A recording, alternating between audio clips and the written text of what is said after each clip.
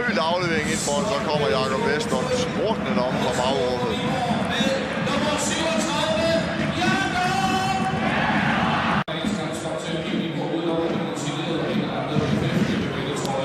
Til Sørensen. Wow!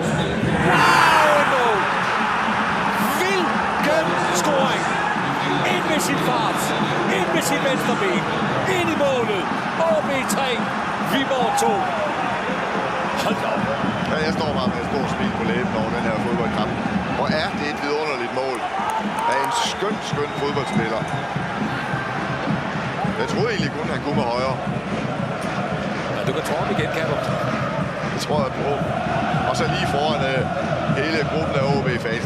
Det her, det er jo et skønt mål.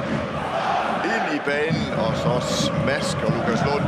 Kan vi i hvert fald ikke klandre noget som helst i den her situation. Men han kan ikke desto mindre konstatere, at nu har Viborg FM igen for 4. gang træk lukket 3 mål ind, og vi kan kun